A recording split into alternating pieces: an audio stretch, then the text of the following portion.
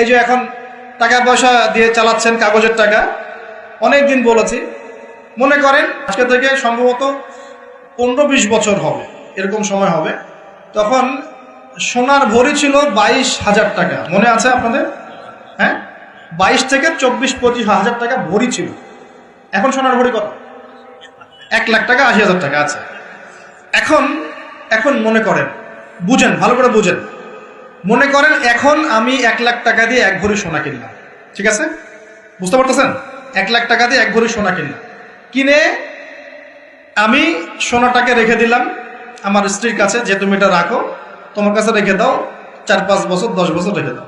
আর আপনি 1 লাখ টাকা দিয়ে সোনা কেনেন নাই, আপনি 1 লাখ টাকাটা 1 লাখ টাকাই রেখে দিয়েছেন, ঠিক আছে? দুজন ব্যক্তি, একজন, আমি একটু বোকা মানুষ, এই জন্য আমি কি করছি, 1 লাখ টাকা দিয়ে 1 ভরি সোনা কিনে বাসায় রেখে দিয়েছি, আমার স্ত্রীর কাছে আছে মনে করেন।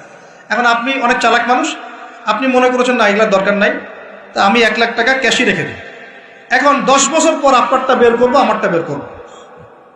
10 বছর পর আপনারটা আপনি বের করেন, আমারটা আমি বের করি, দেখবেন আমার ওই এক ভরি সোনার দাম 1 লাখ টাকা থেকে হয়ে গেছে 2 লাখ টাকা, আর আপনার ওই 1 লাখ টাকা 10 বছর পর হয়ে গেছে 80,000 টাকা, 70,000 টাকা, বা আরো কম। তাহলে কে চালাক, কে বোকা? এখানে এই পুরো মনিটরি সিস্টেমটা দিয়ে পুরো বিশ্ব জুড়ে, এটা বৈশ্বিক সংকট, পুরো বিশ্ব জুড়ে মানুষের টাকা, শ্রম, এগুলো লুটে পুটে খাওয়া হচ্ছে। এটা হলো ওয়ালা তাবখাসুন নাসা আশিয়াহুম, মানুষের সম্পদ অন্যায়ভাবে ভোগ করুন। এগুলা ইসলামিক কারেন্সি না, এগুলো বোঝাতে এখন ওলামায়ে কেরামদেরকেও বোঝাতে হয় যে এগুলো ইসলামিক কারেন্সি না। রাসূল সাল্লাল্লাহু আলাইহি ওয়াসাল্লামের সময় দিনার আর দিরহাম ছিল। আপনাদের কি মনে আছে আসহাবুল কাহফ 309 বছর ঘুমিয়েছিল? কত বছর? 309 বছর গুহায় ঘুমিয়ে ঘুম থেকে উঠে বলছে আমরা ক্ষুধার্ত, যাও বাজারে যাও, রুটি নিয়ে আসো। পকেট থেকে কিছু মুদ্রা দিলেন, ওই মুদ্রা নিয়ে এই ছেলেগুলো চলে গেল, গিয়ে খাবার, রুটি কিনে নিয়ে আসলো। 309 বছর ঘুমানোর পরেও ওই মুদ্রার মান কমে যায় নাই, কমে গিয়েছিল। তাহলে ওই মুদ্রা কিসের ছিল? কাগজের না অন্য কিছুর? এগুলো মুদ্রা, এগুলো হচ্ছে ইসলামিক মুদ্রা। ইসলামিক কারেন্সির বিষয়টা কি, এর মান কখনো পড়ে যাবে না। ইসলামিক কারেন্সির মান কখনো পড়ে যাবে না, কারণ টাকার মান পড়ে গেলে আপনার শ্রমটা চলে যায়। ওই যে 1 লাখ টাকা হয়ে গেল 70,000 টাকা, তার মানে 30,000 টাকা শ্রম আপনি হারিয়ে ফেলেন। ওই 30,000 টাকা কামাই করতে হয় নাই, কামাই করার জন্য এই পাথর ভাঙতে হয় নাই, কষ্ট করতে হয় নাই, কত কষ্ট করতে হয়েছে, তারপরে আপনি 30,000 টাকা পেয়েছেন। এখন মান যদি গায়েব হয়ে যায়, তার মানে আপনার শ্রম তো চলে গেল।